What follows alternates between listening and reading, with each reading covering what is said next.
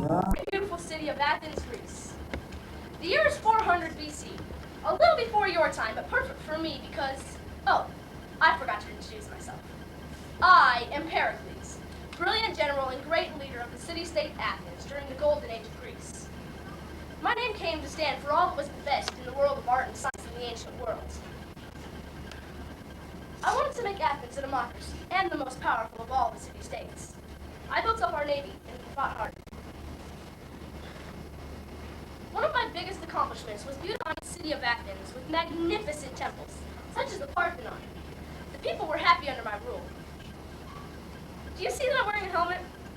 I was never seen without it because underneath it I have a pointed head. As you can see, I am but a mere mortal, and to the ancient Greeks, that is nothing next to the greatness of their gods and goddesses. And if I'm not mistaken now, I can hear a few of their rumblings high up on Mount Olympus, the home of the great ones.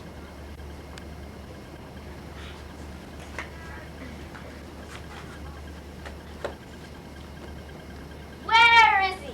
Where is that Zeus? I am Hera, protector of marriage, married women, children, and the home. I was Zeus's wife and sister. Zeus courted me for 300 years before I would marry him. Now,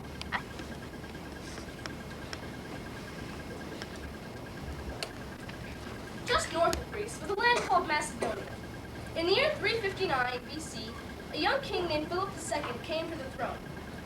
He built up a powerful army, and they began conquering our great city-states.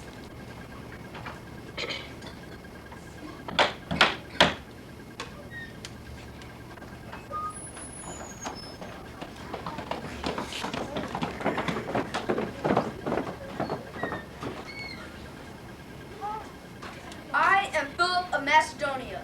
I loved all things Greek. I wanted to unite Greek people with my own to conquer the Persians, and perhaps even the world. My powerful army, with the help of my fine son Alexander, conquered Greece. And at last my dream came true. Macedonia and Greece united into one kingdom! When Philip was about to invade Persia, he was murdered by one of his own nobles, leaving his young son Alexander to continue his dream.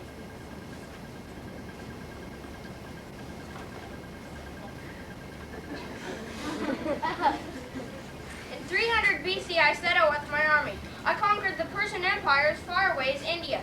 For 10 long years, my soldiers and I fought bitter battles. Finally, they refused to go on, so I turned back and headed for home.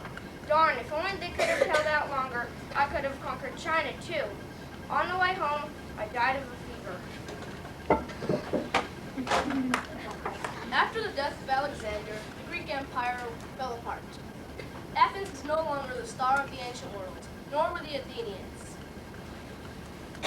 On the horizon was a new star, that of the Romans.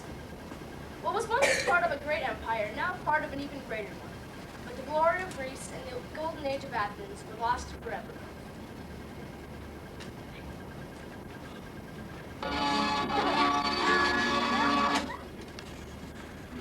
The Greeks began Olympics in 776 BC with foot racing in honor of to the Summer Olympics and Winter.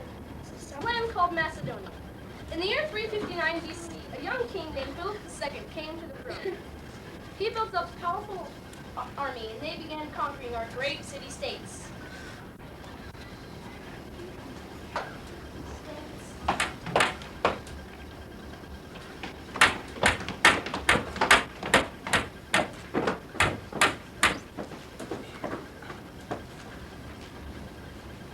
I am Philip of Macedonia.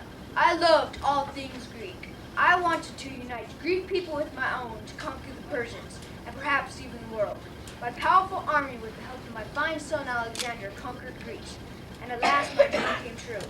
Macedonia and Greece united into one kingdom!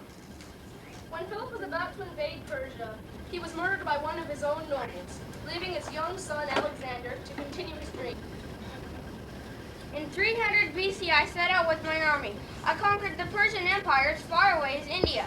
For 10 long years, my soldiers and I fought bitter battles. Finally, my soldiers refused to go on, so I turned back and headed for home.